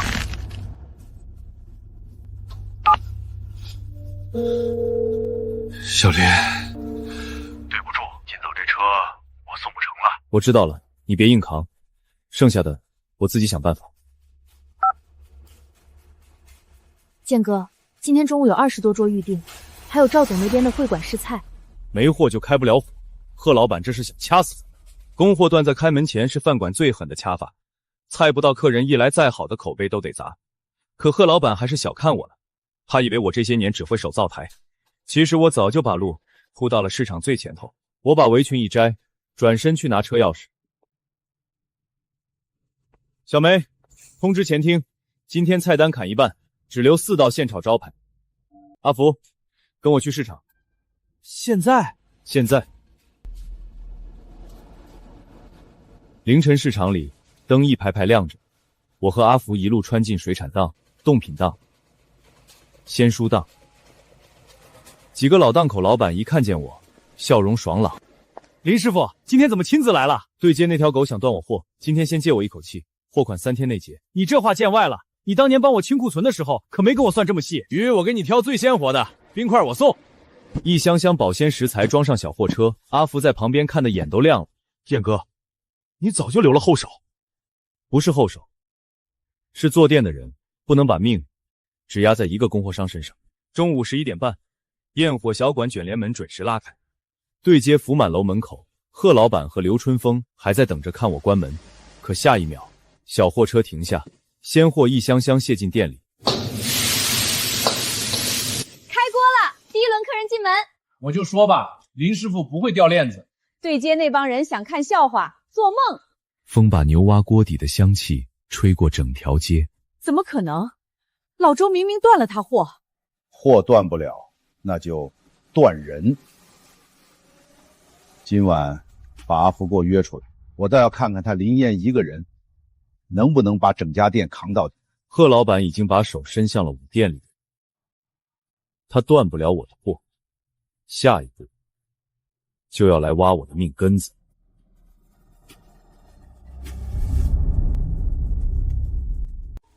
夜里11点，菜市场后巷还飘着一股鱼腥和烂菜味。阿福刚收完最后一车货，肩上还搭着汗湿的毛巾。转过巷口时，贺老板正靠在车门边抽烟。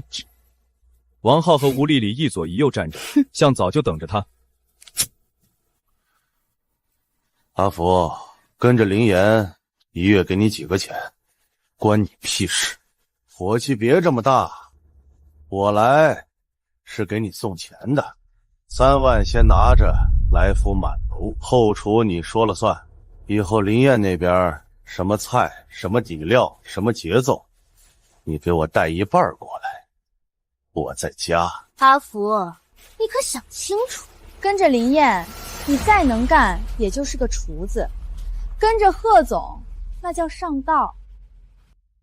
说白了，你在林燕那就是条忠狗。他给你口饭，你就摇尾巴。可惜啊，他现在自身都难保了，还能养你几天？听说你妈透析的钱还差一截，你妹妹那个护校的学费也没着落吧？这一句比钱更狠。阿福握拳的手一下收紧，指节都发白了。贺老板最脏的地方从来不是拿钱挖人，是他总爱先把刀递到你家里，再问你肯不肯低头。明天中午前给我答复，要人还是要义气，你自己选。收档后，后厨只剩一盏顶灯。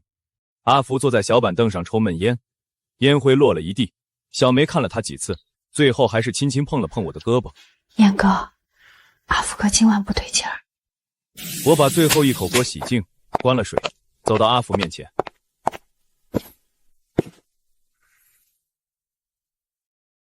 贺老板找你了。燕哥，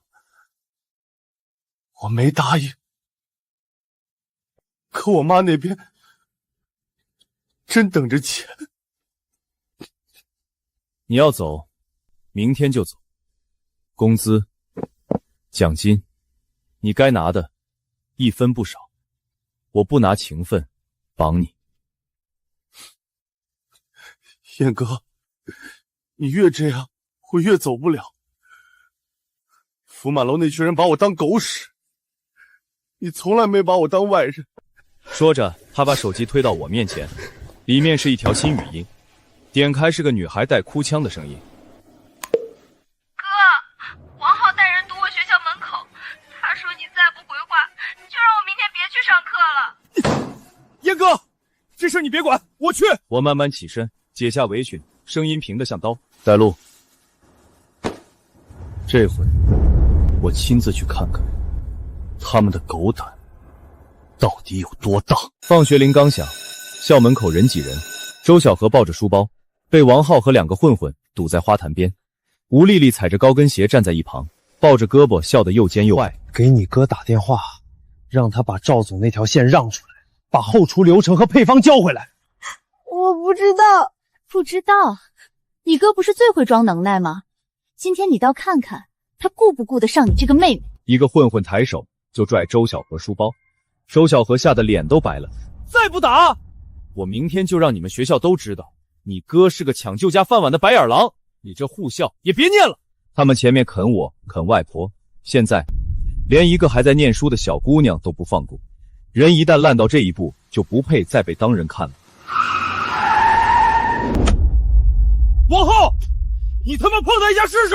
我也跟着下车，手机镜头一直开着，直对准王浩。继续，刚才那些话再说一遍。说就说，你要是不把东西交出来，我就让他连书都念不成。好，这句录到。下一秒，校保安和片警一起冲了过来。我来之前早就报了警，也通知了校方。谁在校门口闹事？书包放下，都别动！王浩脸色瞬间变了，吴丽丽也慌了，急着往后退。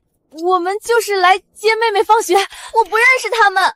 这一句把他们最后那点嘴脸都掀了。片警直接把王浩摁住，阿福把妹妹护到身后，手一直在抖，不是怕，是气得发抖。王浩，你前面抢账、抢单、抢店，我都跟你算生意。今天你冲学生下手，这事儿就不是赔个笑能过去的。夜里，王浩刚从派出所回来，笔录做完，脸灰得像土。我让你挖人，不是让你去堵学生。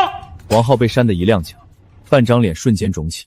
刘春风心疼地扑上去。贺老板，耗子也是急了。急？我看他是蠢。明天一早把福满楼3个字给我摘了。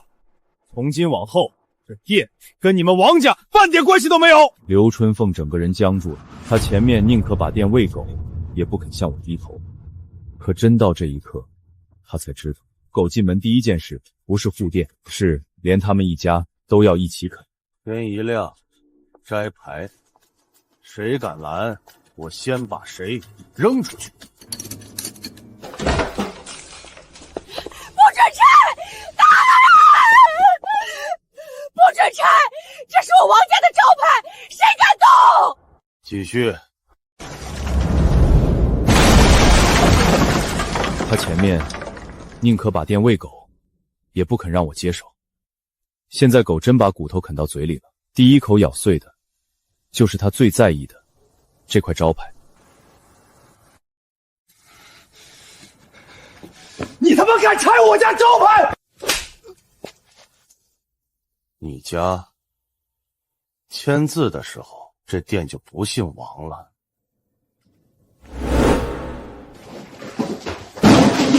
你们轻点儿，那是我的。拿着你的破烂滚！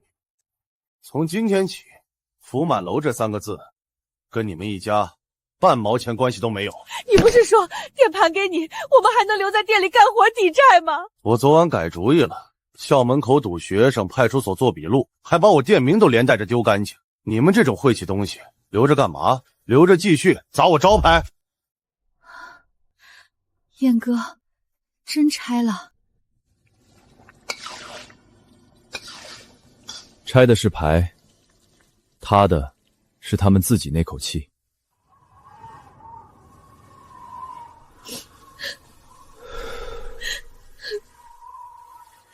现在怎么办啊？房东催钱，店也没了，连个落脚地都没有了。怕什么？大不了重新来。我就不信，离了福满楼，我们还能饿死。重新来？拿什么来？你前面一步一步把小燕往死里逼，宁肯把店喂狗都不肯低头。现在狗把我们一家啃干净，你还装什么硬骨头？因为这么多年，王大福从来没敢真冲刘春凤翻过脸。是你骂他吃绝糊，是你拿外婆逼他，是你花钱找人栽赃，也是你亲手把咱们全家的活路给做没了。因为这一次，整条街都看着，连他自己都知道，王家是真的完了。到这一步，他们终于知道疼了。可惜，不是因为亏欠我，是因为他们自己真的没路了。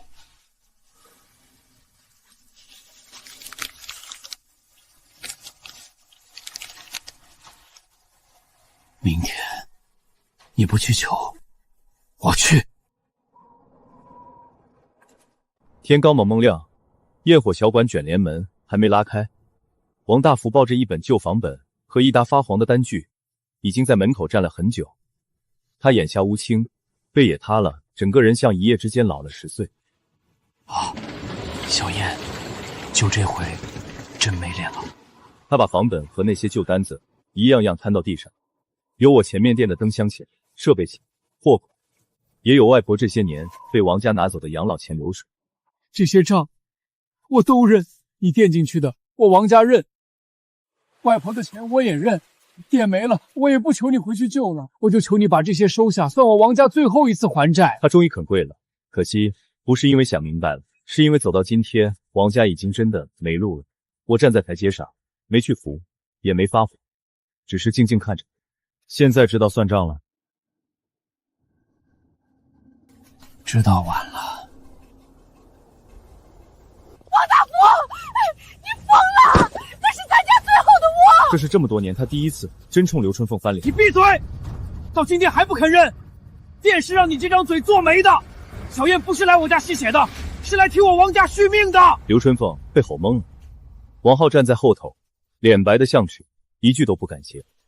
外婆这时也被小梅扶了出来。大福，你总算肯认了。妈，是我糊涂，我总想着和稀泥，总想着两头都不伤，结果最后谁都让我们家伤透了。房本我不要，我垫进福满楼的钱我会让律师跟你们和贺老板慢慢清。外婆，我会养。至于你们王家那半年饭，我用3个月命还清了。从今天起，2不相欠。王大福整个人一晃，眼泪终于掉下来。贺老板撑了没多久，赔得脸都绿了，转手就把铺子甩了出去。王家这回是真完了。不是林彦觉，是他们自己把能救命的人逼走了。对街，焰火小馆灯火通明，外婆坐在前厅角落，手边一碗热汤，脸上终于有了安稳的笑。小梅在前厅喊号，阿福在后厨起锅。第1轮客人已经坐满。我前面一直不肯认一件事，是王家离不开我，把我当成想吃绝户的外人。那就这样吧，锅我不背了，命我也不续了。我站在门口，看着整条街的灯一点点亮起来，风吹过来，把后厨的香气吹得很远很远。我帮你们从来不是在你们家饭店里分钱，我是在替你们续命。可惜这条命你们自己不要。外婆笑着，阿福忙着，小梅喊着，我系上围裙，走回灶台中间，火光映在脸上，第一次没有替谁续命的疲惫，只剩属于自己的那口气。人这辈子最蠢的事，不是被人辜负，是明知道被辜负，还一次次伸手替他们擦屁股。可惜有些人，你让他3次，他就敢踩你100次，到最后他们不是输给了我，是输给了他们自己那张配不上野心的嘴。